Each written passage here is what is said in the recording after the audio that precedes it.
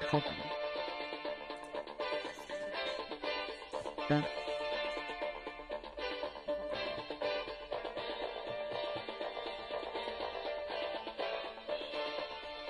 bonjour à tous, bonjour à toutes, bonjour Muriel. Bonjour Isabelle.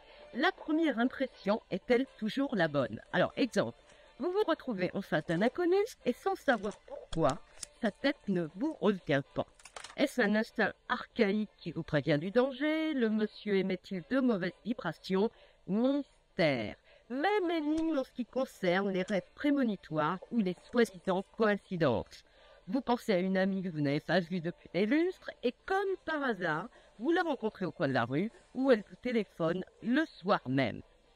Si vous avez vécu des situations troublantes, voire inexplicables, si vous êtes persuadé d'avoir un sixième sens ou des dons de voyance, expliquez-nous vos pouvoirs. Si au contraire, vous ne croyez pas aux sortilèges ou au surnaturel, et si vous pensez que tout ça, vraiment, c'est du bidon, eh bien, dites-le. Nous attendons vos appels sur le 01 42 32 14 14. Et pour parler de ces pouvoirs que l'on dit surnaturels, Bernard Baudouin, bonjour. Bonjour. Vous êtes journaliste et écrivain et vous avez publié Comment développer son intuition aux éditions de Vecchi et à la même maison d'édition, Les phénomènes de perception. C'est ça. Également, Eliane Gauthier, bonjour. Alors, vous êtes comédienne, mais vous avez des dons de voyance et vous venez de publier La voyance et votre destin aux éditions Pygmalion. Vous aviez également publié Voyance de la dépendance à la liberté aux éditions Albin Michel. Sommes-nous tous des sorciers? C'est le sulfureux débat du jour.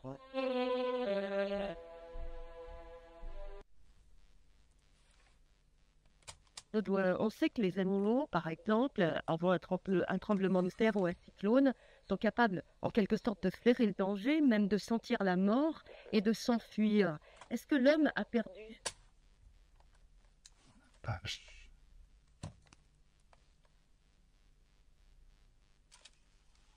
Sommes-nous tous des sorciers? C'est la question. Il n'y a pas de hasard et tout est un signe pour vous. Appelez-nous sur le 01 42 32 14 14, Isabelle.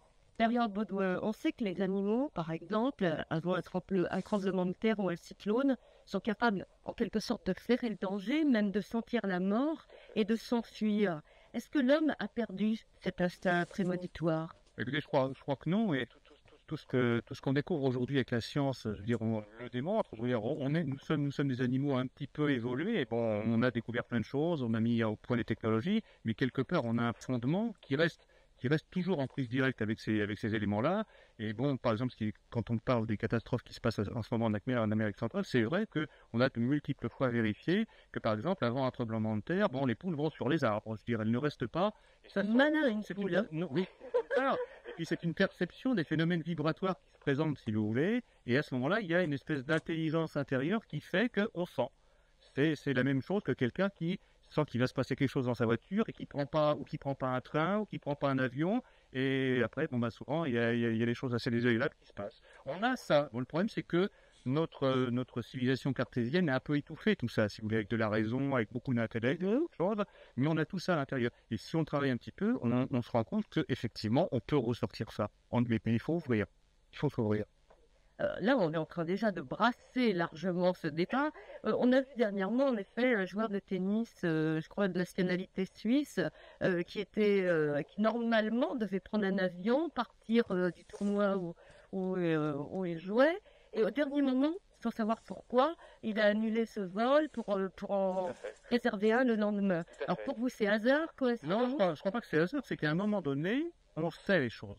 On sait. Il n'y a pas d'explication rationnelle. Simplement, on a une espèce de force intérieure qui fait qu'on va dans un sens plutôt qu'un autre. Mais je crois que ça, tout le monde le vit tous les jours dans les décisions qu'on prend à longueur de temps. Souvent, on prend des décisions qu'on dicte avec la raison, si vous voulez, mais à l'intérieur, on sait que c'est pas vraiment le bon choix. Et au bout d'un moment, bah, comme par hasard, les choses ne marchent pas véritablement et on revient vers ce qu'on avait senti au plus profond. Oui, vous dites, on sait. Ah, Alors, en fait, on sent. Voilà tout, oui. Ce que je veux dire quand je dis qu'on sait, on sait, c'est-à-dire que ça vient de l'intérieur, si vous voulez. C'est pas des informations qui viennent de l'extérieur. C'est nous. Bon, on en parlera de cette histoire de peut-être d'un autre sens que nos 5 sens, mais je veux dire, c'est quelque chose brusquement qui vient de l'intérieur. C'est une sonnette d'alarme, c'est quelque chose qui fait qu'à un moment donné, voilà, tout à fait, c'est une antenne. C'est un phénomène de perception. Je veux dire, on perçoit que il y a quelque chose qui est pas bon pour nous, qui est en contradiction avec ce qu'on est nous. Quand même un émetteur-récepteur vibratoire sans arrêt. Hein. Et donc, à partir de ce moment-là, on va dans un sens plutôt que dans un autre. Eliane Gauthier, alors quand on parle de voyance, la plupart des gens imaginent Madame Irma avec plus ou moins un turban sur la tête et en tous les cas avec une boule de cristal. Alors vous n'avez pas de turban, vous n'êtes pas Madame Irma et vous n'avez pas de boule de cristal et pourtant vous avez des dons de voyance. Oui, je dirais même que je suis une anti-Madame Irma, c'est-à-dire que à partir de ce don, qui consiste effectivement, parce qu'on fait des mélanges partout, on fait le mélange entre la voyance et la télépathie. La voyance réellement, purement, c'est ce que j'explique dans mon 3e livre, là, qui est en gestation, c'est les choses qu'on perçoit bien en avant dans notre temps matériel, espace-temps, matière, c'est-à-dire on se réunit à 2 heures pour l'émission. Et on perçoit des choses en avant de la personne qui vont arriver 2 ans, 3 ans, 4 ans, hein, parfois il y a des voyants qui sont très loin. Et puis il y a la télépathie qui sont tous ces phénomènes dont on vient de parler et qui sont des communications que les psychanalystes, la communication non verbale, c'est-à-dire c'est notre cerveau droit, c'est l'intuition, c'est une partie de notre cerveau, nous l'avons tous bien sûr tout au moins, ils vont mieux, et qui va capter des informations au-delà de la parole. C'est dans notre inconscient, on dit à notre insu, c'est l'inconscient, ce qu'on appelle l'inconscient. En fait, ça peut, tiens, il faut que j'appelle Monique et Monique appelle. Alors il y a tous ces phénomènes d'informations qui passent comme s'il y avait un dialogue parlé, comme j'ai avec vous, et puis en dessous, il y a plein d'informations qui circulent parce que l'inconscient est illimité et il se met en empathie avec votre inconscient et des informations circulent à travers les êtres et à travers le monde. Eliane Gauthier, on va revenir quand même 2 secondes sur cette histoire de télépathie. Pour vous, ce n'est pas donc une coïncidence quand vous pensez à une personne, boum, le téléphone sonne et c'est elle. Ah, pas du tout. Et comme on disait que c'était des ondes, la pensée est une onde. C'est vrai que les physiciens, les biologistes, maintenant, s'intéressent aux phénomènes paranormaux parce que simplement, ils expriment ces communications qu'ils ont établies par rapport à l'étude du cerveau, des neurones et ça. C'est-à-dire qu'il y a tout un plan vibratoire ondulatoire qui fait qu'on reçoit et on émet des informations au-delà de ma parole, au-delà même de mon apparence physique. Alors, ça capte. Vous voulez dire, Eliane, que cette envie de communiquer avec une personne, alors les petites ondes, elles vont aller circuler. Les atomes crochus, c'est ce qu'on appelle les atomes crochus. C'est-à-dire que même si la personne a des choses qui se rencontrent, c'est comme une émission de radio. On cherche une fréquence et paf, on tombe sur l'émission. On est à côté, alors on se demande ce qu'on sent. On est tout le temps dans ces phénomènes d'émission, émetteur-récepteur, comme dit M. Baudouin. C'est passionnant, mais c'est passionnant, bien sûr. C'est effrayant aussi. Je crois pas que ça soit effrayant. Plus notre dignité d'être humain, c'est de comprendre. Plus on comprendra, plus on sera bien avec ce qui se passe autour de nous. Alors que le côté magique, oh là là, c'est extraordinaire, c'est fabuleux, c'est triste parce que ça remet le pouvoir à celui qui va avoir ces soi-disant pouvoirs magiques, alors que nous les avons tous. Bon. Ah bon? Même à l'état latent, le cerveau, il paraît qu'on en utilise 20%. Donc, vous vous rendez compte, 80%, la voyance, ça doit être 1/10, 2/10 de plus. Bernard Baudouin. Oui, parce que justement, ce qui est intéressant aujourd'hui, c'est que on découvre pas quelque chose brusquement. Je veux dire, c'est pas quelque chose qui apparaît comme ça. C'est en fait notre connaissance aujourd'hui qui découvre tout un pan qu'on avait oublié. Je veux dire, il faut savoir que l'histoire des hémisphères cérébraux, je veux dire, jusqu'à très très longtemps, on a travaillé que sur l'hémisphère gauche, et qui est l'hémisphère qui dirige toute la rationalité, qui dirige l'intellect, qui dirige la raison. Et puis il y a un monsieur qui s'appelle Roger Sperry, qui a été prix Nobel de physiologie en 81, c'est très, très récent, en 81, qui a découvert que le cerveau droit, qui dirige justement tout l'instinct, toutes les images, toute la créativité, toutes ces choses-là, est aussi important que l'autre. Et brusquement, on découvre tout un autre pan de notre existence, de notre réalité à nous. Et là, ça ne correspond pas à tout ce qu'on nous a appris. Et c'est pour ça que c'est difficile à comprendre. Vous allez nous expliquer tous les deux comment on peut développer nos pouvoirs surnaturels. Ça vous intéresse, Muriel? Oui. Ah bon, oui. Ben non, mais c'est surtout effectivement les atomes crochus, comme ça relève aussi des atomes dits crochus. Peut-être avec Marie, qui nous appelle de Dijon. Bonjour Marie. Bonjour. Vous êtes couturière, Marie? Je suis couturière, je tiens un petit atelier de couture, c'est pour ça que je vous félicite pour votre émission parce que entre 2 et 4, je me régale. Eh ben, vous faites mieux, Marie. Ah non, avez-vous des pouvoirs Non, j'ai pas de pouvoir, c'est plutôt des soucis. Comme j'ai déjà expliqué, voilà. Il y a certaines jours, nuits, que je me réveille avec un grand point qui me traverse la langue. Un point comme si une aiguille me traverserait la langue. Ok, pour une couturière. Voilà, bon. Alors, bon, donc ça me réveille. Oui. Et plusieurs fois, je me suis dit, qu'est-ce que c'est ça? Mhm. Hein, à force de m'arriver cette chose-là, je me suis rendu compte que quelques jours après, je savais le décès de quelqu'un que je connais. Bon, on vient à la télé, on vient à voisin, on vient, voilà. Oui. Ah. Et donc, comme je disais, ça me tient énormément en souci. Parce que ça fait des années que ça dure. J'en ai parlé à des médecins qu'on ne peut rien faire. Oui. J'ai même changé de médecin en me disant, bon, l'autre lui m'a dit que c'était pareil. Et aujourd'hui, comme vous le savez dans cette émission, je me suis dit, je vais toujours demander, parce que quand j'explique mon histoire, il y en a même qui me rigolent au nez. Ben oui, Et ce sont les incrédules. et moi, je dis, mais c'est vrai, je vous te promets, mais c'est vrai. Marie, ça dure depuis combien de temps? Écoutez, moi, comme je l'ai expliqué, quand j'ai perdu maman, hier, c'était l'anniversaire, c'était le 12/11/91, c'est une semaine terrible. Parce que quelques jours avant, il y avait mon temps se devait être le 9 ou le 10. Et finalement, c'était le 11. Et j'ai eu toute une semaine, 2 points qui me traversaient la langue, mais quand c'était maman, ça a été vraiment au milieu de la langue. Oui. Et quand je connais les gens comme ça un petit peu, c'est au bord. Voyez, c'est pas au milieu, c'est au bord. Est-ce que ça vous fait peur, Marie? Beaucoup. Parce que je me dis, est-ce que ça va pas être quelqu'un de mes proches? C'est ça, c'est Angoissant. très angoissant. Très. Et quand je dis, ah voilà, bon, bah c'est le tel, bon, j'ai rien à voir avec, enfin, je crois que ça fait mal parce que je dis dommage, quelqu'un de bien, comme ci, comme ça. Mais j'ai toujours la peur que ce soit quelqu'un du mien, bon, voilà. Mais on ne croit pas. Eliane Gauthier, vous avez une solution pour Marie? Eh bien, oui, je pense, enfin, j'en ai pas une, moi, Eliane Gauthier, mais à l'écouter, il est certain que les médecins vont rien lui apporter comme lumière. Parce que ce qui est important, c'est qu'elle désamorce sa peur et ce phénomène de relation qui est entre un signe physique et sa capacité de médiumnique de capter effectivement la mort ou la disparition de quelqu'un. Donc, il faudrait qu'elle voie un psychothérapeute et en plus un psychothérapeute qui ait vraiment une sensibilité à ces phénomènes-là, ce qu'il devrait avoir, parce qu'il doit y avoir dans son histoire une relation entre le fait que ça soit la langue, la piqûre, la couturière, vous allez dire, oui, justement.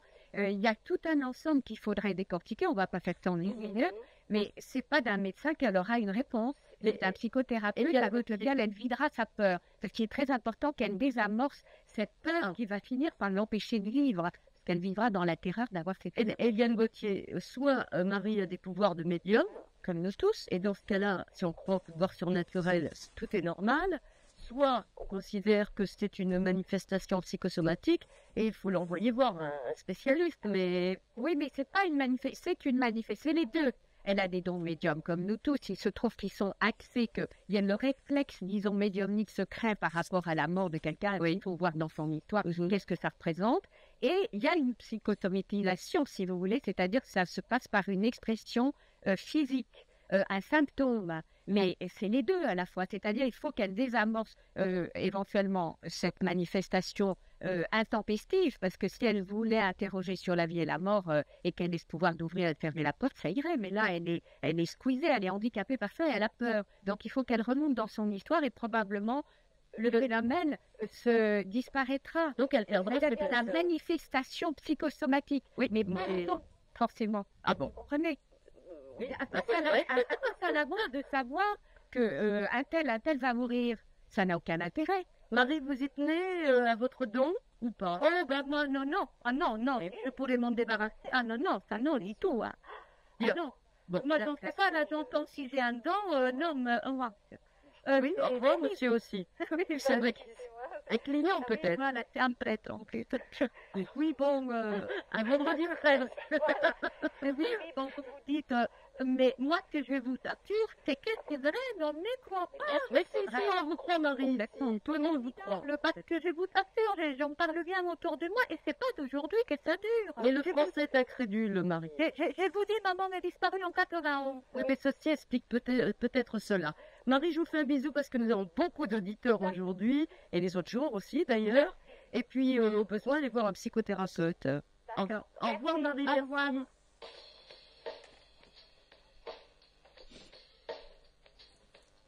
On nous appelle de Clénon-le-Grand. C'est joli ça. Dans l'île-et-Vilaine. Bonjour Monique. Bonjour Elisabeth, bonjour à vous inviter. Oui. Moi, je vous appelle. Bon, j'ai parlé de rêves prémonitoires. C'est le premier rêve que j'ai fait, j'avais 13 ans et j'ai rêvé simplement que je me l'avais piqué par une guêpe dans le dos. Et dans mon rêve, je sentais la piqûre. Oui. Et le lendemain, je suis allée me promener avec des camarades et je me suis fait effectivement piquer par une guêpe, exactement à l'endroit où je l'avais rêvé, exactement comme je l'avais rêvé. Et plus récemment, lorsque j'étais enceinte, la veille de ma première échographie, j'ai rêvé de mon enfant, c'était de ma fille, je la voyais à l'âge de 4-5 ans telle qu'elle était, c'était mon père qui me la présentait. Ah, c'est fascinant quand même. C'est fascinant, ça fait un peu peur, il m'arrive aussi parfois d'avoir des prémonitions, parfois c'est pas évident à suivre, parce que bon, un truc tout simple, tout bête, mais je sais pas. Éloignez un petit peu le téléphone de votre bouche, Monique. Parce qu'on a plein de petites crachouilles.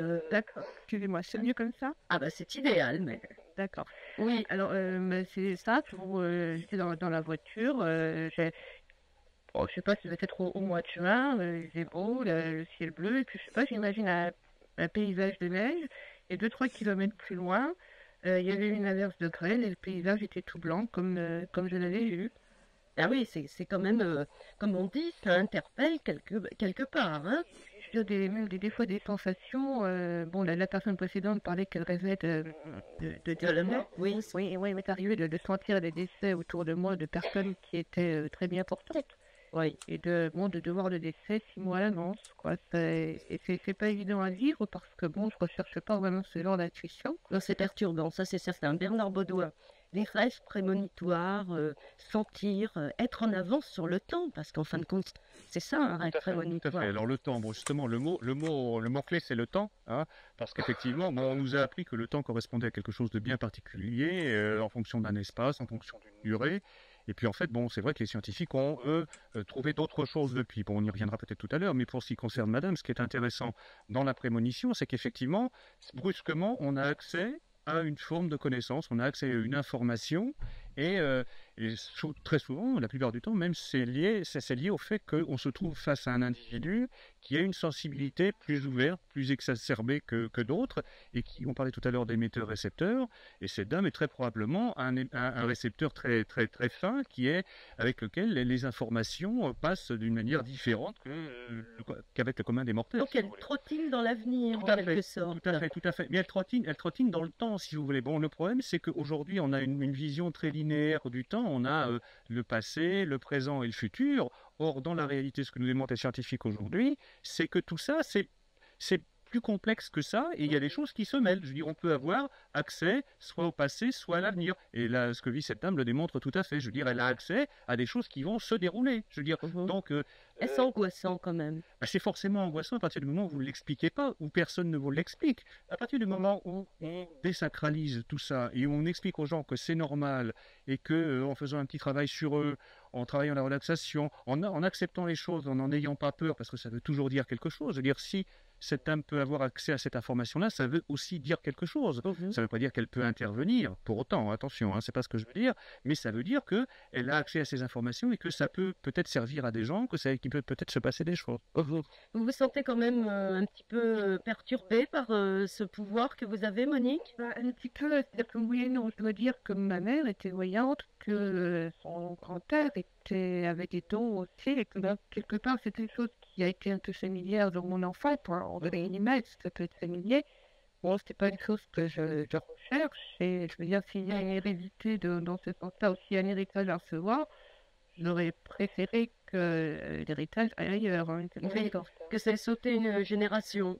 Oui, c'est souvent, bon, enfin, si vous voulez, moi je sais que mon l'arrière-grand-père avait fait des prédictions à ma mère qui se sont réalisées, parce qu'elle les a racontées, et qu'elle-même, elle était voyante, n'en faisait pas sa profession, mais il arrivait parfois de faire les cartes à d'autres personnes. Et c'est,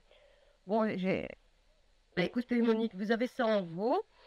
Plutôt que de s'angoisser, peut-être il faut apprendre à vivre avec, hein, de toute Je manière. crois qu'il y a une chose qui est très importante, c'est que je veux dire, le problème, c'est pas de convaincre les gens que ça existe, que les prémonitions existent ou n'existent pas, que la voyance existe ou n'existe pas. Le problème, c'est pas de les convaincre, c'est de reconnaître qu'il y a des faits. Je veux dire, il y a des faits. Ça, cette dame, bon, elle n'a rien à vendre. Je veux dire, c'est pas un problème d'idéologie ou de quoi que ce soit, mais simplement, bon, il faut constater les faits. Je veux dire, et ces exemples-là, il y en a des milliers, vraiment. Merci Monique de nous avoir appelés. Au revoir Monique. Bernard de Mercurol dans la Drôme. Bonjour Bernard. Oui, bonjour madame, et bonjour les auditeurs. Ah oui, tout le monde vous dit bonjour Bernard. Toujours. Voilà, moi, votre émission m'intéresse, madame, parce que j'ai eu un peu cette prémonition jeune, relativement jeune, j'avais 7 ans. Je suis né en 40, c'était donc en 47. Ça a commencé là. Vous savez que pour la malnutrition durant la guerre, on avait droit à des colonies de vacances. Et je suis arrivé à Saint-Brouvan-Océan, à la colonie de la Pierre-Attelée. Je suis arrivé là, je vous donne ma parole, comme si j'avais vécu. Ah bon? Je connaissais les bâtiments par cœur, je savais où je couchais. Je me suis dirigé vers eux, c'était des grands dortoirs avec des lits alignés. On m'avait assigné une place que j'ai trouvée de suite sans. Je connaissais le paysage comme si j'y avais vécu. Et c'est la seule fois où vous avez... Ah non, non, non, alors ça c'est la première fois que ça m'est arrivé. Bonjour. Où il m'est arrivé quelque chose de... Je me suis dit, tiens, c'est vraiment bizarre, j'ai vécu là. Et puis ensuite ça s'est développé, des quantités de choses. Je citais à votre assistante, un soir, je reçois une amie qui remontait sur Nancy, moi j'habite en Mercurol, c'est à côté de Valence. Et cette amie-là, le matin, je me lève de bonne heure, je me dis, tiens, je vais aller chercher du pain et des croissants. Et je rentre, je pars à 7 h du matin, j'en ai pour 5 minutes. J'arrive et mon épouse me dit, je viens de recevoir un coup de téléphone. Je dis oui, Charles est mort. Charles, c'est mon grand-père. Et durant les 5 minutes de trajet, j'avais ressenti que mon grand-père venait de décéder. Ça a été ce flash, uniquement une pensée. J'en ai des quantités à vous citer. il paraît que vous êtes très doué avec les poissons. Non, non, attendez, ça c'est autre chose. Ah bon, ah bon d'accord. Allez, Oui, ça c'est autre chose. retour à la ligne de Van Voilà, j'ai un ami par exemple qui une fois lavait sa voiture à côté de Nancy et je le regarde, je lui dis mais pourquoi tu laves ta voiture? Il me dit parce que je vais à Paris. Je lui dis écoute, c'est pas la peine de la faire si propre, tu iras pas loin. Et il fait 8 km et là il s'est fait prendre entre 2 camions. Et plus de voiture, lui heureusement ça n'est tiré d'elle. Vous voyez, c'est des flashs qui arrivent comme ça. C'est impressionnant quand même. Enfin, pour moi, ça l'est. Pour l'auditeur ou pour vous, je ne sais pas. Ah si. Mais moi, ce que je voudrais avoir, c'est une explication cartésienne. Parce que je suis cartésien. Mais ceci, je n'arrive pas à me l'expliquer à un tel point. C'est qu'il m'arrive maintenant d'avoir des flashs encore. Et je ne me dis pas, parce que j'ai peur que ce soit moi qui provoque ce que je vois. Oui. Et je vous en parle, j'ai les poils sur les bras qui hérissent. Parce que j'ai peur, j'ai cette peur, Non mais on comprend que ça puisse être assez effrayant. Eliane Gauthier. Oui, bien sûr, mais ce qu'on retrouve dans ces différents témoignages, c'est qu'il y a la peur. Or, justement, c'est ce que disait Bernard Baudouin, notre capacité actuelle, c'est d'envisager le temps différemment. Et ça ouvre la porte aux explications, parce que qu'est-ce que la peur? C'est l'ignorance, c'est la peur de l'inconnu. On a peur de ce qu'on ne connaît pas. À partir du moment où on va de plus en plus, et votre émission est une émission de santé publique, parce que justement, elle donne l'ouverture vers la compréhension de ces phénomènes. On dirait qu'on ne cherche pas à les expliquer, que c'est même gênant de les expliquer. Or, il faut de mieux en mieux comprendre. Donc, on s'éclaire. Ah oui, mais alors Bernard, il veut comprendre justement. Il faut. Bernard Baudouin. Il existe une explication cartésienne, puisque justement, vous souhaitez une explication qui soit rationnelle, une explication toute simple, et je vais vous la résumer en quelques mots. Tout notre univers scientifique repose sur la relativité d'Einstein, hein, E égale mc2. Bon, longtemps, très longtemps, jusqu'aux années 50, on a tout fondé là-dessus. Et puis, seulement le problème, c'est que Einstein, quand il avait travaillé sur la relativité, il avait travaillé en dessous de la vitesse de la lumière, 360 000 km/s. Bon, ça, c'était une hypothèse de travail, et on a accepté ça comme quelque chose de définitif. Or, depuis, des gens qui étaient des scientifiques de renom, je veux dire, il y a eu des prix Nobel, il y a eu un grand Français aussi, qui était Régis Dutheil, qui faisait de la physique fondamentale, ont découvert quoi? On a découvert que l'hypothèse d'Einstein n'était qu'une hypothèse, et ils ont travaillé au-dessus de la vitesse de la lumière, et là, brusquement, qu'est-ce qui se passe? Quand on emmène cette hypothèse au-dessus de la vitesse de la lumière, bah, tout prend une autre dimension, et ce qu'on découvre aujourd'hui, c'est que dans cette dimension-là, passé, présent et avenir, c'est étrangement mêlé. C'est-à-dire que les gens arrivent à avoir une autre, et on arrive à ce dont on parlait tout à l'heure, à savoir une autre définition du temps, une autre définition de l'espace. Et là, on a une explication qui est complètement cartésienne, qui est complètement rationnelle, comme tout à l'heure, sur l'histoire de l'hémisphère droit et l'hémisphère gauche. Voilà Bernard, j'espère que cette explication rationnelle vous a convaincu. En tous les cas, merci d'avoir appelé. Monique nous appelle d'Avignon, bien évidemment, dans le Vaucluse. Bonjour Monique. Bonjour, j'aime beaucoup votre émission et je vous écoute avec beaucoup d'attention. Ça me fait bien plaisir Monique. Voilà, aujourd'hui, moi je vous parle, ce qui m'arrive, c'est depuis très longtemps, depuis que j'étais toute jeune, j'ai des flashs. C'est-à-dire, je vois des choses qui arrivent. C'est-à-dire, je peux aller dans un endroit, que ce soit une maison, un village, n'importe quoi. J'ai l'impression d'être toujours venue là, alors que je n'y suis jamais allée, que c'est la première fois. Donc, je vais vous expliquer. C'était en 93, il y a 5 ans. J'ai vu ma fille avoir un accident de voiture. Et elle n'avait pas de voiture. Oui. Elle achetait la voiture, disons, la veille d'avoir l'accident.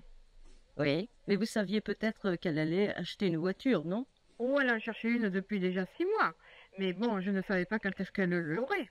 Oui. Et 15 jours avant, je l'ai vue. J'ai vu qu'elle... Bon, heureusement, elle s'en est bien sortie. Disons, d'autres choses aussi. Lorsque je travaillais avec Aix-en-Provence dans un pressing, j'arrivais à une cliente. Et elle le discute, disons, mais la gérante, parce qu'elles étaient bien amies. Oui. Puis quand elle est partie, je lui dis, cette dame a un restaurant. Elle me dit oui. Je lui ai décrit les murs, les chaises, la couleur des nappes, les tables. Et c'était tout Tout à fait ça. C'était exactement ça. Et je ne suis jamais allée dans ce restaurant. Et je ne connaissais pas cette personne.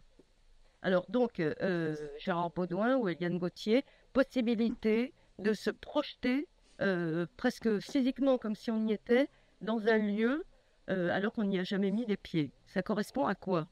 Et c'est justement toutes ces communications extrasensorielles et au-delà du temps comme on l'entend dès jusqu'à présent. C'est-à-dire le temps pulvérisé, le temps de l'inconscient en fait. Donc toutes ces manifestations, vous remarquerez qu'elles sont dans le même ordre, tous ces témoignages. C'est des choses qui se passent avant l'accident de sa fille ou des lieux qu'elle ne voit pas mais qu'elle décrit. Donc ça suppose qu'on a une faculté intérieure qui est la pensée, mais une pensée vibratoire qui va au-delà de notre propre incarnation, de nos limites physiques. Mais alors pourquoi Monique et pas... les images comme un appareil photo? Alors pourquoi Monique et pas Ginette, par exemple? Parce qu'elles n'ont pas la même trajectoire déjà. Je veux dire, ce sont deux individus différents. Donc, ce sont deux modes de réception différents qui ont chacun une culture, qui ont une trajectoire, qui ont eu une formation et qui ont une ouverture d'esprit et qui ont un instinct différent, si vous voulez. Et qui, à un moment donné, il se passe souvent des choses dans une vie qui sont des choses majeures, comme des ruptures, comme des décès, comme des départs, comme des changements, qui cassent un petit peu le moule dans lequel on était enfermé jusqu'à maintenant, justement par cette culture, par cette éducation et toutes ces choses-là, et qui ouvrent l'individu, qui ouvre les facultés réceptives de l'individu, si vous voulez, et là, brusquement, il entre en phase avec plein d'informations qui viennent de l'extérieur, auxquelles d'habitude on est fermé, quoi. Je veux dire, parce qu'on est dans notre monde, et puis on a un univers structuré. Il ne faut pas oublier que l'individu, depuis sa petite enfance, on lui apprend à structurer, à avoir des repères physiques, concrets, matériels. Or là, on est on entre dans un univers qui est un univers hors de la matérialité. Là, on est quasiment dans une autre dimension, hein, sans faire de jeu de mots. Je ne sais pas si c'est la 7e ou la 120e. Le problème, c'est pas ça. Le problème, c'est que c'est autre chose que ce qu'on nous a appris. On parlera des 5 sens tout à l'heure, mais c'est quelque chose qui ne passe pas par les 5 sens. Oui. Vous êtes quelqu'un de sensible, Monique? Comment? Vous êtes quelqu'un de sensible dans la vie? Émotif? Oui, je ressens tout. Toutes Oui. les émotions, je les ressens, même chez d'autres personnes. Et voilà. Et je voudrais ajouter autre chose. J'étais dernièrement chez ma coiffeuse, là, Mhm. que je ne connais pas. Disons, j'y vais tous les 36 du mois, si on peut dire. Mhm. Donc, elle était en train de me coiffer et je regardais dans la glace comment elle me coiffait. Puis tout d'un coup, il m'est venu un de ces flashs. Je lui dis, vous êtes divorcée? Elle me dit oui. C'est la première fois que j'allais chez cette personne parce que bon, j'avais changé de coiffeur. Et elle me dit oui. Je lui dis, mais vous n'allez pas rester sur Avignon, vous allez partir? Elle me dit non, il n'en est pas question, je pense pas. Ici, j'ai ma vie. Je lui dis, vous allez partir d'ici. Je lui dis, votre fille va avoir le bac. Alors elle me dit, mais ma fille va passer le bac l'année prochaine, c'est vrai. Et elle me dit, mais comment vous savez tout ça? Ben, je lui dis, écoutez, je ne vous connais pas, mais c'est en vous regardant dans la glace que je vois tout ça. C'est terrible. Quel Oui. pouvoir. La Monique, il faut l'apprivoiser, bien vivre avec, c'est ce que l'on disait tout à l'heure. Tout à fait, mais il faut Bien, savoir une rejoindre. chose quand même qui est très importante, c'est qu'aujourd'hui, on parle de ces choses. On a entendu des gens tout à l'heure qui disaient qu'ils en avaient peur et qui n'osaient pas en parler.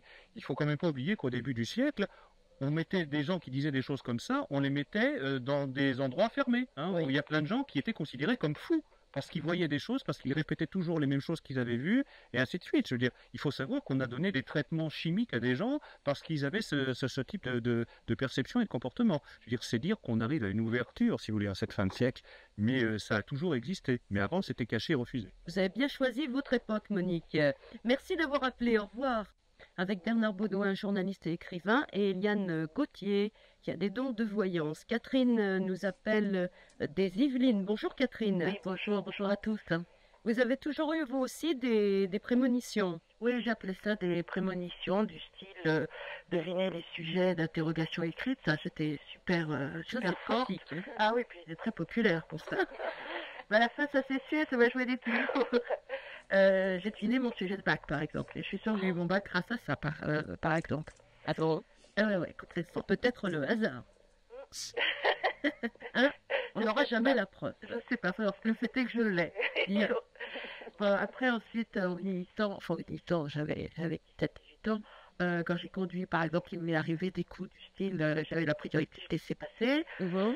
et celui qui allait de l'autre côté grillait un feu, grillait un stop. Ça, c'était à la limite du fréquent. Quand je me suis mariée, mon mari conduisait, comme toujours, les hommes conduisent dans ces cas-là, et je lui disais, arrête, freine, il ne cherchait pas à comprendre, il le faisait. Ah ben, bien. Bah oui, parce qu'il avait compris qu'il y avait quelque chose, et moi, pour moi, c'était normal, je me posais pas de questions, et puis comme ça. Et puis c'est vrai que souvent, comme une auditrice on l'a parlé tout à l'heure, et ça continue, je passe un coup de téléphone, on me dit, ah bah tiens, justement, je pensais à toi. Ça, c'est un grand classique. Dans mon métier, ça me sert énormément. Je ne veux pas vous bousculer, Catherine, mais on a les infos qui vont nous tomber sur la tête. Donc, je vais essayer de résumer un petit peu. Vous allez me dire si je ne dis pas de sottises. Vous avez eu le malheur en 82 de perdre une petite fille, un petit bébé. Un bébé, oui. De mort subite, inexpliquée du nourrisson. Oui. Et vous l'aviez ou rêvé ou prévu? Non, je l'ai vécu, c'est-à-dire que cet enfant est né par césarienne, Mhm. et donc on me l'a mise dans les bras, et là j'ai su. Je ne peux pas vous dire, j'ai eu un flash, j'ai machin. J'ai su, et c'est la première chose, avant de se dire, ah, il est beau, enfin elle est belle, pardon. Oui. J'ai dit, elle va mourir de mort subite. Alors vous devinez que ça a été un peu l'affairement. On m'a dit, mais non, c'est parce que tu es traumatisé, t'as peur, on m'a sorti de tout. On m'a même sorti un médecin, un pédiatre de Versailles, que je remercie chaudement, m'a dit que la force d'y penser, j'allais le provoquer. Agréable. Ah, c'est bien pour vivre après. Et j'ai dit, ce sera avant Noël. Et donc, j'ai remué ciel et terre pour que l'équipe de Makovsky puisse l'examiner. Oui. Comme je suis teigneuse, j'ai réussi. On m'a dit ça risque rien. À l'époque, apparemment, on ne savait pas plus que maintenant, hein, sauf qu'on me disait exactement l'inverse de maintenant. Oui. Et le jour où je suis sortie, où j'ai revécu, parce que je ne sortais pas, comme je sais que ça arrive pendant le sommeil, je me levais toutes les 10 minutes, enfin, c'était ma vie, c'était n'importe quoi. Le jour où je suis partie, j'habite en banlieue, je suis partie chez maman, j'ai laissé la petite chez maman pour aller faire des magasins, etc. Je suis revenue, c'est arrivé exactement sous le tunnel de Saint-Cloud. Et c'était le 20 décembre. C'est-à-dire que... Bien comme je l'avais dit avant Noël. Et la petite fille était chez vous? Elle était dans ma voiture. Et là aussi, c'est passé quelque chose de bizarre, c'est que je dirais que c'est comme s'il y avait une rupture de communication. Je n'ai pas d'autres mots pour l'exprimer. C'est-à-dire que cette petite, j'étais en communication avec elle permanente. On disait tout le temps, elle pleure pas ta fille, etc. Oui. Parce que bon, je l'allaitais, par exemple, la nuit, quand c'était l'heure quand elle avait ça, j'étais réveillée, je l'allaitais. Bon, ça, je crois que c'est assez fréquent chez les mamans et les nourrissons. Oui. Et tout d'un coup, cette communication, c'est comme si c'était interrompu. Donc, comme elle était à l'arrière, je me suis retournée, j'ai trouvé Violette, et puis bon, je l'ai réanimée comme j'ai su, je l'ai emmenée à l'hôpital. Bon, je ne sais pas si c'était ça, elle a fait 3 jours de coma, et puis elle nous a quittés. Et, donc, en fin de compte, Catherine, le fait de savoir, enfin, vous aviez la certitude qu'il allait lui arriver quelque chose, Ouais. vous n'avez rien pu empêcher. Voilà, et c'est pour ça que j'appelais, parce qu'en fait, je vais vous poser l'alcool, parce que moi, ça fait maintenant 16 ans que je me la pose. Oui. À quoi ça a servi que je le sache, puisque je n'ai rien pu faire. Rien. Au point même que ça m'a tellement traumatisée que je suis bloquée sur ce. Je ne sais pas si c'est un don, parce que ce niveau-là, c'est plus un don, parce que dans le don, il y a le mot cadeau. À quoi ça a servi? J'ai tout bloqué. Bon, je redébloque depuis 3 ans, je laisse revenir un petit peu. Mais c'est vrai que maintenant, bon, j'ai eu la fille ensuite. J'étais très angoissée. Alors, mes angoisses, est-ce que c'était des angoisses ou est-ce que c'était des prémonitions? Enfin, on vit plus à ce niveau-là. Et bon, j'ai refoulé. Et je me dis maintenant, bon, je me suis un peu calmée. Et puis voilà. Mais écoutez, Catherine, on va vous répondre juste après les infos, parce que ça demande quand même une réponse un peu fouillée. Et en effet, que ça sert, c'est un apprenti sorcier de remonter le temps et de le devancer si on ne peut pas empêcher les...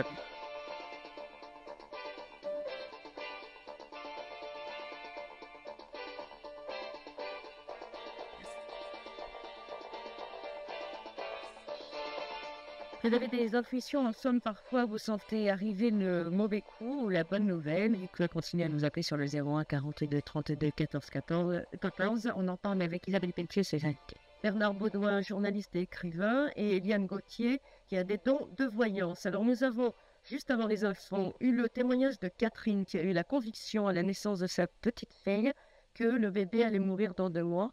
C'est exactement ce qui s'est passé. Et Catherine posait une question tout à fait pertinente. À quoi ça sert de devancer le temps, de savoir des choses aussi dramatiques et de rester les bras ballants et de ne rien pouvoir faire, Gérard Baudouin?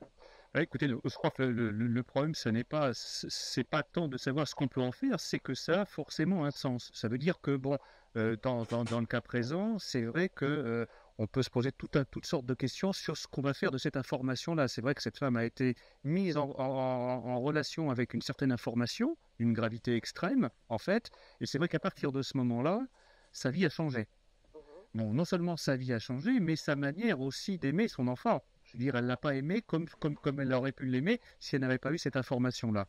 Alors, je ne veux pas dire que ça a eu ce sens-là uniquement, si vous voulez, mais le fait est qu'elle a peut-être été connectée avec une information de quelque chose qui devait se produire à un moment donné, c'est-à-dire qu'elle a gommé, si vous voulez, le rapport espace-temps, et elle s'est projetée dans l'avenir pour tomber sur une information à un moment donné, et puis à partir de là, comme elle n'avait pas de toute façon toutes les données pour pouvoir l'interpréter, qu'est-ce qu'elle a fait? Bon, elle a aimé son enfant au mieux, elle a essayé de trouver des solutions médicales, et puis jusqu'au moment où il s'est révélé que c'était quelque chose d'incontournable, si vous voulez. Alors le sens, on peut même aller plus loin, c'est que le sens après, c'est que après cette perte de cet être cher, donc sa vie a changé complètement. Alors elle a vécu des choses difficiles pendant longtemps, toujours parce qu'on ne lui a pas expliqué, toujours parce qu'elle n'a pas compris, si vous voulez, mais il est certain que sa trajectoire de femme n'a plus été la même. Alors, je ne veux pas dire que c'était fait pour lui changer sa trajectoire de femme, hein, c'est pas ça. Mais je veux dire que ça a été, s'il y a un sens, c'était aussi ça le sens. Oui, mais alors quel est l'intérêt, par exemple, de prévoir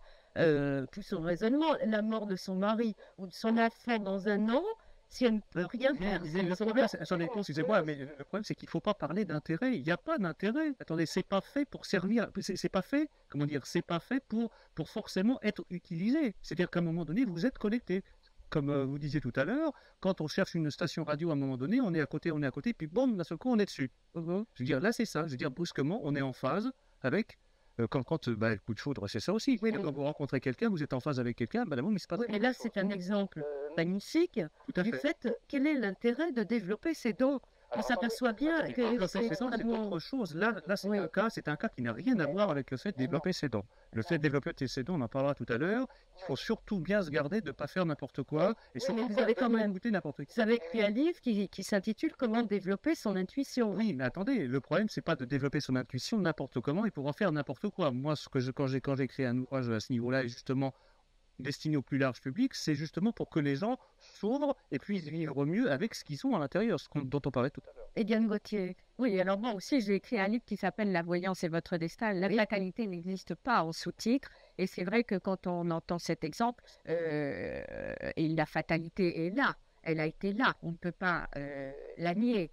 Mais je crois que c'est quand même, heureusement, ça n'est pas à développer cette intuition, c'est n'allait pas aller systématiquement vers les morts, vers les accidents, vers tout ça qui semble être inscrit dans un plan qui n'est pas accessible, en tout cas pour le prévoir, puisque j'avais vécu, moi, dans un rêve, l'attentat de l'Étoile, et c'était 15 jours avant, je me suis dit, ça y est, ça va être à l'Étoile. Mais qu'est-ce que je pouvais faire? Je ne savais pas si c'était 15 jours après, et je n'avertis personne que mes amis, si bien qu'ils étaient terrorisés quand on a annoncé l'attentat. Je n'étais pas dedans.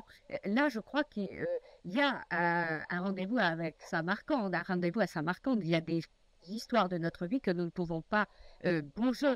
Mais l'intuition va nous amener, et l'exercice de la médiumnité bien faite va nous amener à prendre le bon courant plutôt que les récifs. Là, dans ce cas-là, effectivement, elle a lutté, elle n'a pas pu faire quelque chose contre. Mais souvent, on peut jouer le meilleur de notre histoire, et c'est là que la capacité de voir en avant ou en nous va nous aider à avancer dans notre route la meilleure, parce qu'il y a plusieurs routes devant nous.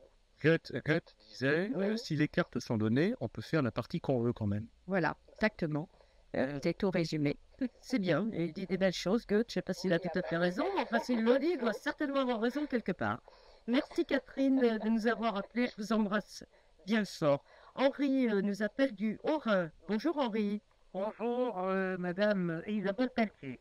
Bon, oui, merci Monsieur Henri. Voilà, donc je suis très heureux que vous m'appeliez. Oui. Et puis, je salue les personnes qui sont avec vous et puis j'écoute en fonction de mes disponibilités votre émission assez souvent. Très bien. C'est bien, Henri. Et alors donc, vous avez fait un rêve étonnant, vous. Voilà, alors, bon, en 2 mots, si vous voulez, enfin, je vais essayer d'être bref. Hein. Je n'étais pas joueur du tout, je ne jouais à aucun jeu d'argent, surtout au casino, ni tous les jeux qui sont là pour nous tenter. Oui. Et puis, alors, puisque j'essaie de me souvenir la date, mais c'est avant 74 dans tous les cas, puisque ce game m'a aidé pour ma maison que j'ai achetée. Oui. Et je l'ai acheté en 74. Donc, le loto existait depuis pas tellement longtemps. Je savais que ça existait, mais ça ne m'intéressait pas, si vous voulez. Et puis, une nuit, 4 heures du matin, je dormais avec mon épouse, les enfants dans la chambre d'à côté. Et je me suis assis dans le lit, presque en hurlant, enfin en parlant très fort, et en récitant un numéro. Oui. 2, 4, 8, 12, 14, 22, etc. Quoi. Ma femme se réveille, me dit, qu'est-ce qui t'arrive? Alors, je dis rien, parce que je me dis, je venais de rêver que j'avais gagné le gros lot au loto, quoi. Oui. J'avais le numéro en tête. Les numéros? Oui, j'avais une série de chiffres. Hein. Oui. Alors, il était 4 heures, j'étais dans ma chambre, j'avais pas de quoi écrire, pas de quoi enregistrer. Donc, en récitant ces chiffres qui me trottaient dans la tête, hein, mais très fortement, je suis descendu dans ces jours, j'ai pris un papier, un crayon, et puis j'ai écrit ça, quoi. Oui. Puis je suis remonté me coucher, alors là, tout le monde disait, où en disant, qu'est-ce qui se passe exactement? Et moi, j'étais très fatigué à 4 heures du matin, j'ai dit, écoutez, je vous raconterai demain matin, pour le moment, en dehors, il n'y a rien de grave. Et le lendemain matin, je racontais que j'avais rêvé le numéro du gros lot, l'auto. Bon, tout le monde on a ri, quoi. Hein. Et moi, j'avais une série de chiffres, là. Alors, avec ça, après, tranquillement, j'ai fait des grilles, quoi. Et alors, il y avait la grille principale, puis après, je me suis amusé, par exemple, Le 9, je l'avais déjà, alors après il y avait 9 et 4, alors ben, je disais 9 et 4, ça fait 13, donc etc. Et quand j'ai rempli ma grille, je ne sais pas si vous jouez au loto, mais enfin Mais bien sûr. il y a 49 cases, il y a 5 lignes, les unités, les dizaines, etc. etc. Sur 6 numéros, il y en avait 5 qui étaient dans la première colonne et un dans la deuxième. Et quand je regardais ma grille, je me disais, ça ne sortira jamais un truc pareil, puisque en général, il y en a un peu partout. Hein. Et alors, Henri? Et puis, ben, 6 mois après, alors fidèlement, je jouais ça, bien entendu, Oui. et 6 mois après, c'est sorti. À 6 mois après. Oui, 6 mois après. Donc vous avez été tenace quand même. Pardon? Vous avez été tenace. Ah, mais de toute façon, bon, je crois à la prémonition un petit peu, si vous voulez, parce que on dit que 60% des rêves, des rêves se réalisent. Oui. J'entends diverses émissions, donc ça ne me coûtait pas tellement cher, et puis je pouvais. Ce n'est pas privé personne de manger, n'est-ce pas? Henri, vous avez été surpris quand les chiffres ont été tirés? Non, non, parce que j'étais sûr que ça allait sortir, mais je ne savais pas quand. C'est indiscret de vous demander combien vous avez gagné? Alors, c'était pas terrible, parce que je vais vous dire, la majorité des gens jouent la date de naissance, le numéro de la voiture, le numéro du compte en banque, etc. Et la majorité des chiffres qu'on trouve comme ça, ce sont des petits chiffres. Donc, il y avait, je ne sais plus si c'est 34 ou 54 gagnants au premier rang. Mais vous avez gagné combien, Henri? Alors, j'avais gagné quelques dizaines de milliers de francs quand même. C'est toujours bon à prendre. Ah, ben oui, pour Par les paris courts. ça vaut le coup, hein. J'étais déçu qu'il y ait autant de gagnants d'un côté. Ah bah oui, mais le rêve... hein. Non, mais j'étais très content. Alors, bref, j'étais assez... moi, j'étais persuadé que ça allait sortir. Et alors, ça a sorti. Seulement, on était beaucoup. Ah oui. Et puis, donc, ben voilà, j'ai gagné. Alors, je dois vous dire, pour l'anecdote, que peut-être... Alors, j'ai continué de jouer. Et puis, je sais pas, 1 an, 2 ans, 3 ans après, j'ai de nouveau rêvé, mais alors très, très, très fortement. Oui. Le futur numéro qui allait sortir. Donc, celui-là, j'avoue que ça fait de longues années que je le joue régulièrement. Il n'est pas encore sorti. Et il n'est pas encore sorti. Mais nous sommes...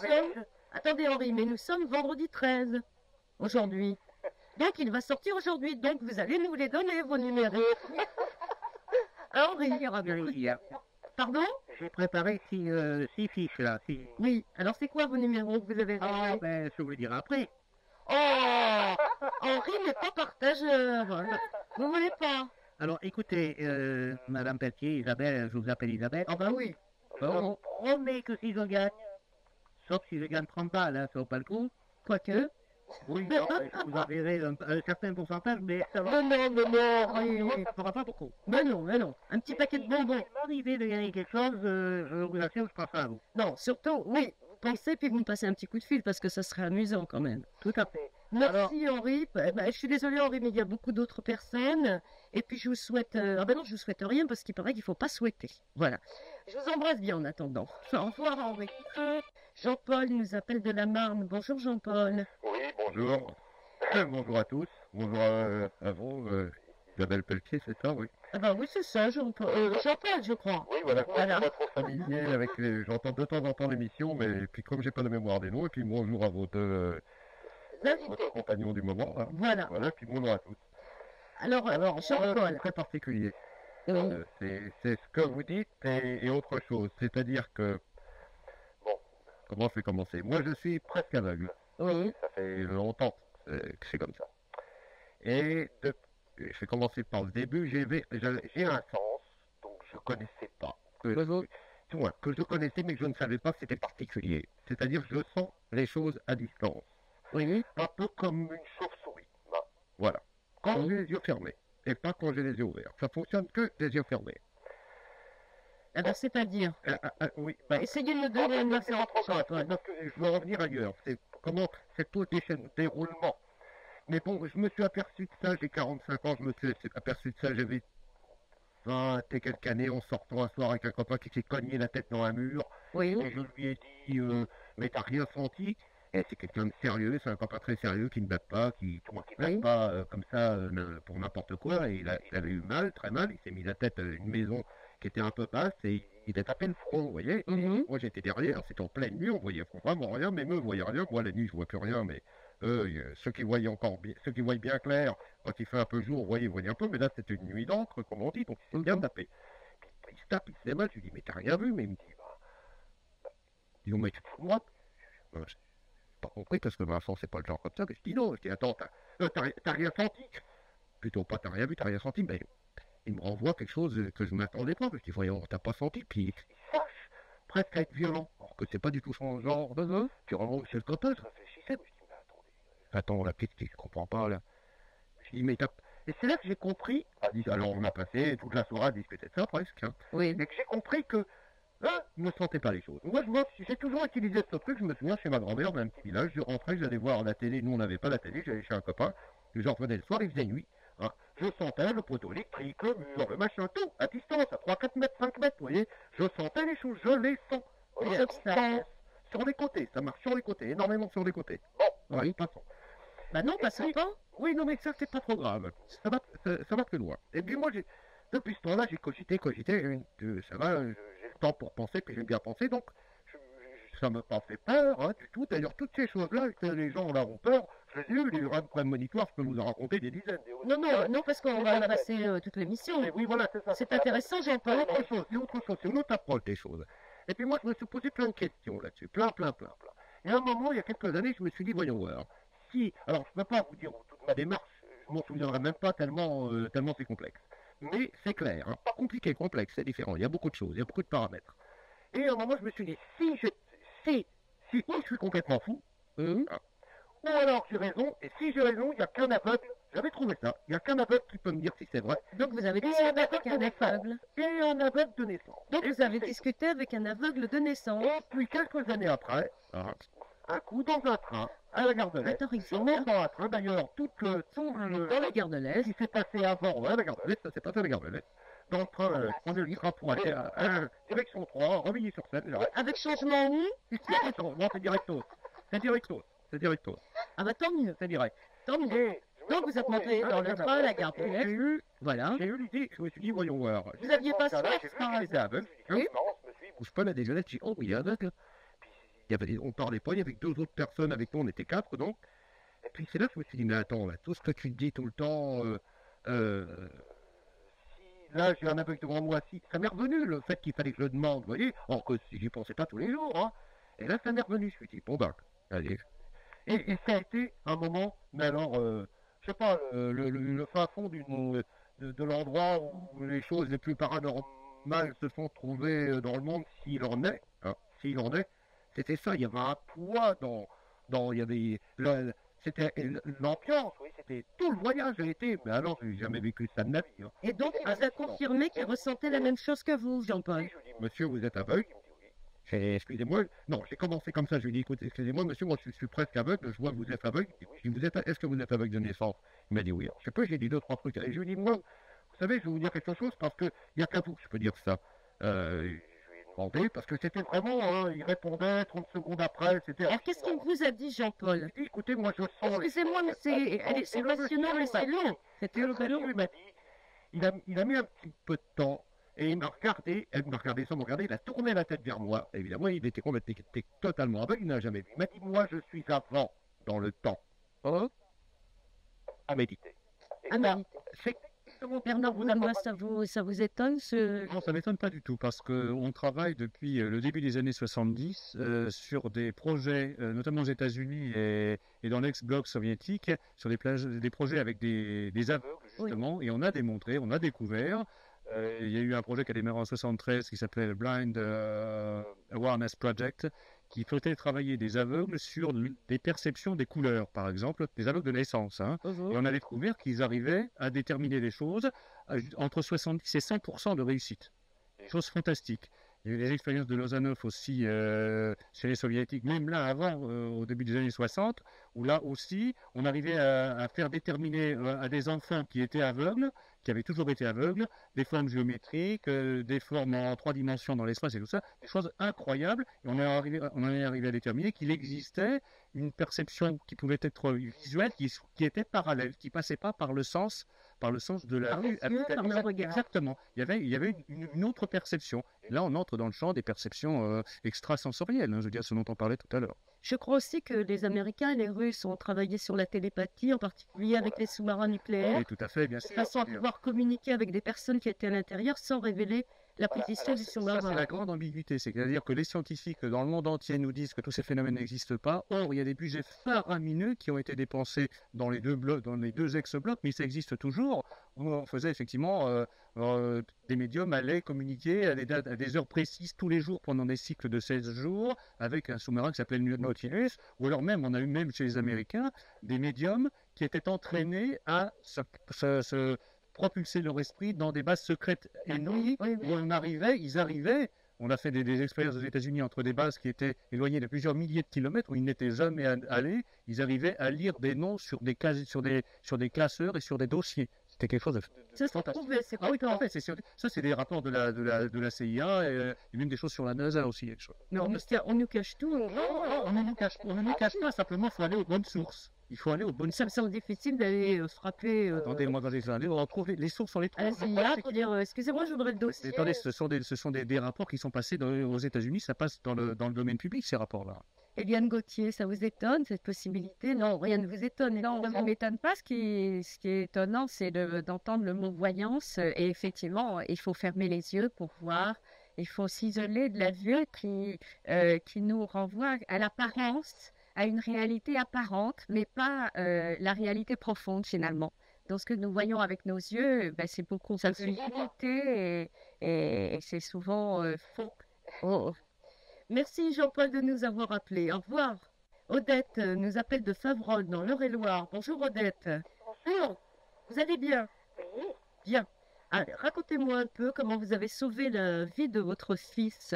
Alors moi, c'est mon fils aîné qui était en traitement, disons, il avait des problèmes d'alcool. Il était en traitement et une première fois, c'est un peu moi qui l'a fait un petit peu pousser parce que ça fait un petit moment que ça durait. Il risquait de perdre son travail et tout.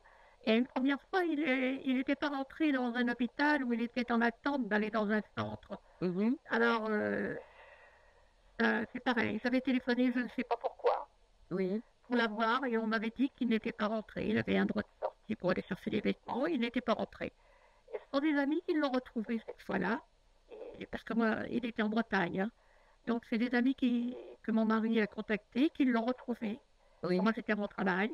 Et 3 semaines après, alors donc il a été donc dans ce centre, peut-être 8 jours après. Et 3 semaines ou 3 semaines, il avait le droit d'une première sortie. Je suis allée, je l'ai sorti, tout. On a passé une journée ensemble. Et il avait le droit après de sortir tous les week-ends. 15 jours après, il est ressorti. Et je ne sais pas pourquoi. Donc, je vais téléphoner le lundi. Oui. Parce que j'étais angoissée, j'avais mal au ventre. Enfin, ça prend toujours comme ça, moi, des grosses angoisses. Et donc, ça n'allait pas. Et alors, j'ai téléphoné, il n'était pas rentré. Et ma première réaction, ça a été furieuse contre lui, furieuse. Et j'ai dit, j'ai relevé sur le bottin tous les numéros de téléphone. Oui. Et j'ai dit, je sens que je vais y aller. Mon mari n'a pas voulu parce que ça aurait été faire l'aller-retour à cause de mon travail. Donc, j'avais téléphoné, mais si j'y vais, je le tue. Je le démolis. C'est pas possible.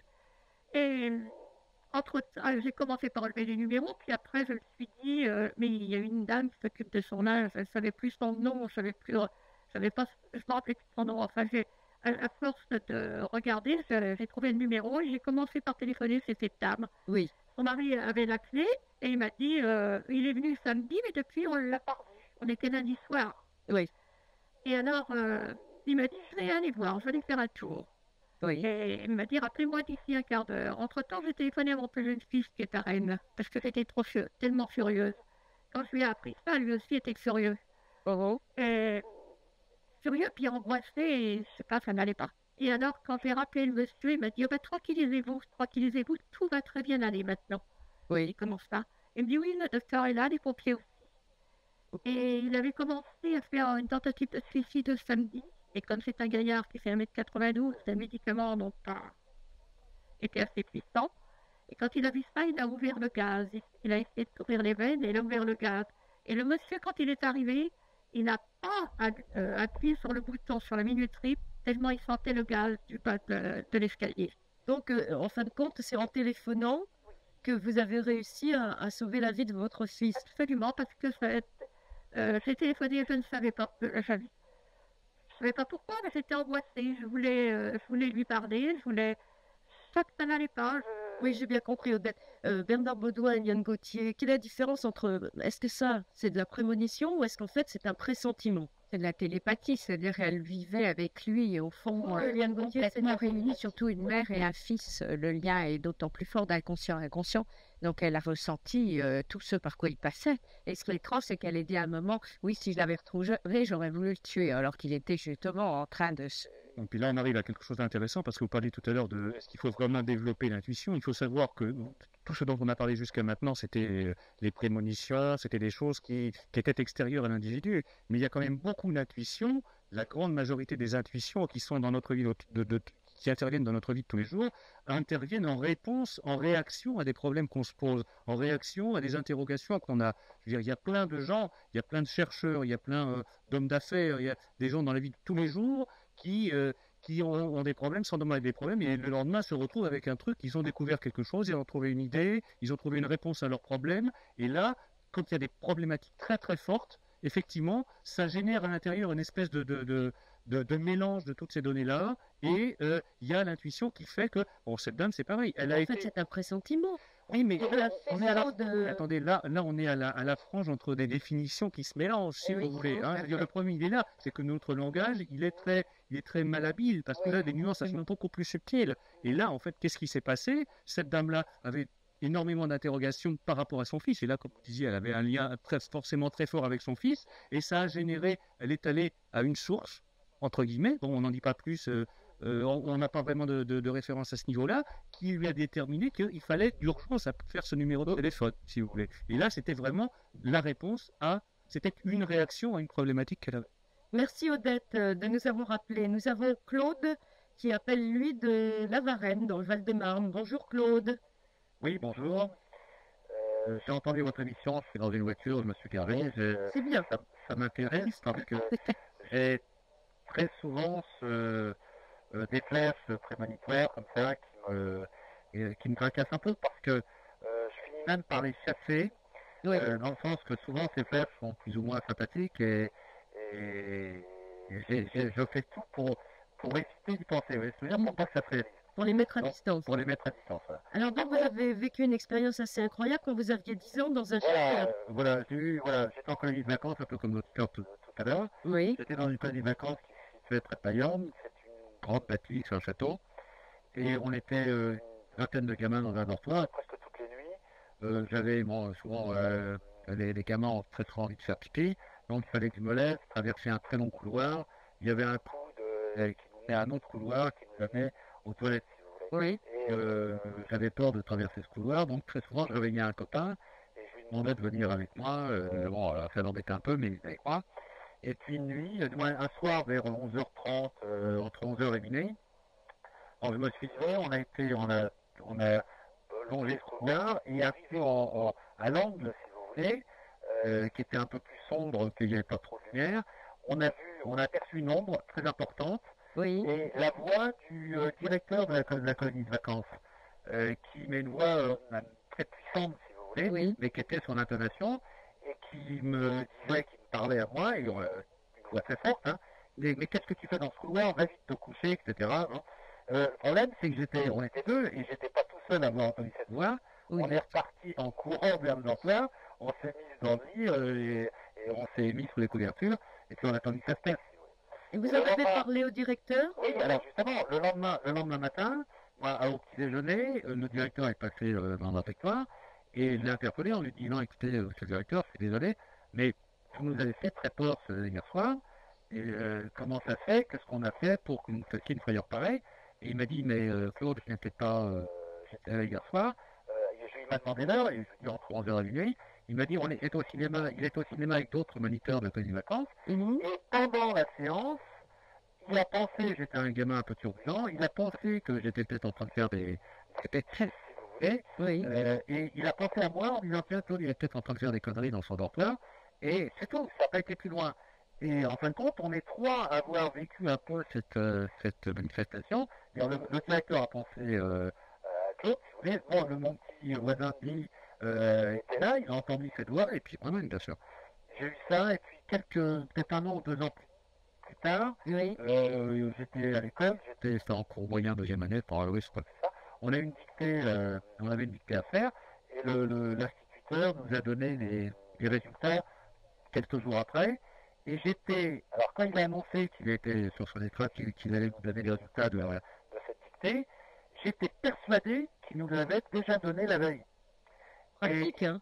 Oui, c'est super. Ouais. Comme Non, mais là, le flash est venu en même temps que la conversation avec cet instituteur.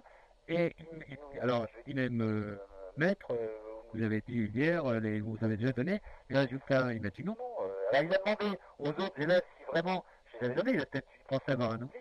Et non, personne n'avait entendu le résultat de cette résultat. Alors, je connaissais, alors je vais donner le nom, moi je vais donner ma note. Je vais dire, regardez, vous avec moi, j'ai, je sais pas, 8 sur 10 par exemple. Je me souviens plus des notes. Et je connaissais le résultat de mon voisin, qui était un ami, si vous voulez, et le résultat d'un autre petit gamin qui était grand. Oui. Et voilà, c'est tout, quoi. Donc, et puis toute ma vie, j'ai eu. Que de pouvoir, Claude, que de Non, pouvoir. mais ça n'avait aucun pouvoir, puisque je connaissais pas. L'idéal, c'est au moment où vous faites la dictée, c'est qu'on vous dit, bon, attention, là, tu fais une faute. Oui, Tu vas ça avoir c'est un don très formidable. Ouais, C'est ça.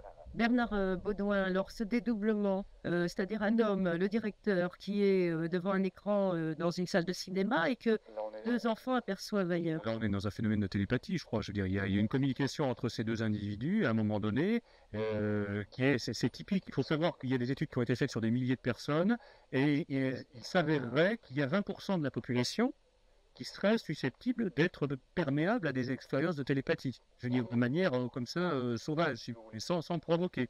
Il y en avait par contre 4% qui, eux, pourraient faire quasiment à volonté, presque. Hein. Je veux dire, ça veut dire quand même que c'est une capacité, hein, ça veut dire un cinquième de la population qui serait dans un état où elle pourrait communiquer comme ça, éventuellement. Eliane Gauthier, encore une fois, télépathie pour vous? Oui, ah oui, complètement télépathie, puisque c'est sur le même plan. Enfin, c'est sur le même plan. C'est hors de l'espace et du temps, mais c'est dans le temps synchro, c'est le même temps. Le temps où le directeur a la pensée, ah oui, tiens, il faut que je dise qu'il fasse pas de bêtises, que les 2 petits garçons aperçoivent, c'est le même temps. C'est pas en avant dans l'avenir. C'est un petit peu comme l'exemple de Odette qui avait sauvé son fils. C'est toujours dans des situations où l'émotion est très forte. Eh oui, parce qu'elle fait exploser nos fameux conditionnements de l'éducation et la résistance. On rationalise, on structure, et petit à petit, on met des bunkers entre cette capacité d'empathie que nous avons et Donc, se laisser aller, si on a envie de cultiver. oui, et cela nous voudrait rentrer alors dans approcher le phénomène de attention, on ne peut cultiver pas ça n'importe comment, n'allez pas voir n'importe qui, parce que là c'est quand même une déstructuration de la personnalité telle que nous la vivons et que nous avons besoin de vivre dans la société. Donc il ne s'agit pas de faire des expériences sans être très initié, sans avoir vraiment la connaissance de ce qui se passe, puisqu'on devient fou, on peut devenir fou. Attention, danger. Donc, Oui, tout à fait. Puis n'importe quoi, n'importe comment. ce qui est intéressant, c'est que ce sont des capacités, des potentialités qu'on a tous. Voilà. Hein, je veux dire, donc on peut les développer Oui, et ça peut nous servir dans la vie de tous les jours. Je veux dire, bon, je disais tout à l'heure, Au bac, par exemple. par exemple, mais vous avez des hommes d'affaires qui font appel à leurs intuitions. Toutes les grandes découvertes, que ça soit Einstein, que ça soit Léonard de Vinci, que ça soit Paracelse ou des choses comme ça, tous ces gens-là ont avoué à un moment ou à un autre qu'ils avaient eu des jaillissements de connaissances. Il paraît que De Gaulle, qui a eu plusieurs attentats, mais le seul où il aurait, paraît-il, péri parce qu'il n'y avait pas d'évacuation possible, il n'est pas sorti.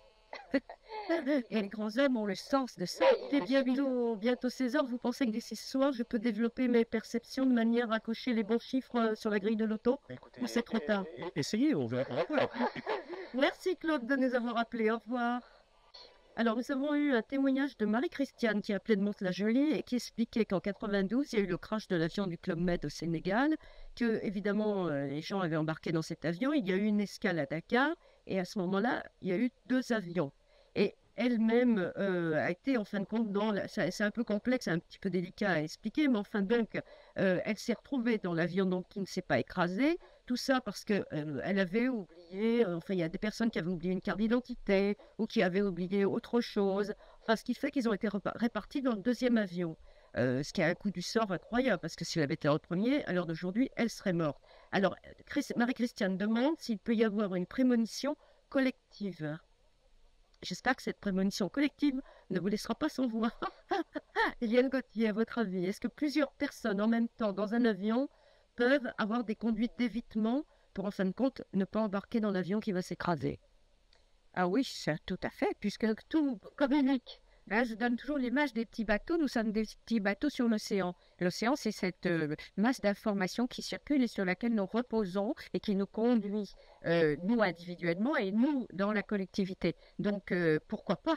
Puisque dans l'océan, il y a ces informations qui circulent. Le phénomène de masse, il existe dans plein d'autres domaines. Je veux dire, plein de gens se retrouvent dans les mêmes vibrations et vont vers la même chose, vont faire la guerre ensemble, vont ensemble. Je veux dire, bon, il y a plein de choses. Je veux dire, on est sur la même longueur d'onde à partir de ce moment-là. On fait des choses qui sont quelquefois tout à fait sensées, quelquefois complètement insensées. On gagne le mondial ensemble. Richard aussi nous appelait qui est boulanger, moi j'aime beaucoup les boulangers, nous appelait du Pas-de-Calais, demandait et disait que jusqu'à 25 ans il avait eu des dons de prémonition, qu'il a perdu ses dons et comment faire pour les retrouver. Bernard Baudouin. Écoutez, moi je crois que s'il a perdu ses dons, c'est peut-être parce qu'à un moment donné il les a pas acceptés, ou il les a niés, ou il les a rejetés, ou il en a eu peur. Je pense que l'intuition, c'est comme beaucoup d'autres choses qui nous sont très chères. Je veux dire, il faut l'accepter. Il ne faut pas en avoir peur parce que c'est quelque chose de naturel. Et surtout, il faut bien comprendre que c'est quelque chose qui vient de l'intérieur de nous. On a passé toute l'émission à dire qu'on est connecté avec une connaissance et que c'est quelque chose qui ne passe pas par nos sens. Et en fait, travailler son intuition ou la développer un petit peu, ça va nous aider dans la vie de tous les jours. Et surtout, ça nous amène, je crois, à nous rencontrer nous-mêmes. Donc, se concentrer peut-être dans un endroit calme. Se relaxer. Et puis, quand on a des problèmes importants qui jaillissent, des choses comme ça, on va ne pas hésiter à attendre une réponse parce qu'on a cette espèce de savoir qu'on ne maîtrise pas et qui est à l'intérieur et qui va aider à faire jaillir les choses. Et elle va croire qu'on est un imbécile. Alors, il y a des millions, des dizaines de millions de gens qui vivent ça tous les jours, qui ont peur, qui ne le disent pas, mais ça existe chez tout le monde. Donc, tout est normal. Tout à fait, ne vous inquiétez pas. Je pense qu'il y a un grand malentendu parce que ça ne passe pas par les sens. On a l'impression que ça vient de l'extérieur et que c'est en nous. Et la réponse est en nous, donc il faut toujours rapatrier ce pouvoir. Voilà. Et pour en savoir plus sur ce pouvoir, eh bien, je rappelle vos livres à chacun. Bernard Baudouin, donc, comment développer son intuition aux éditions de Vecchi, et également les phénomènes de perception, toujours aux éditions de Vecchi. Quant à Eliane Gauthier, elle a écrit il y a peu La voyance et votre destin aux éditions Pygmalion et Voyance de la dépendance à la liberté aux éditions Albin Michel. Merci à tous les deux d'avoir été mes invités. Merci à tous.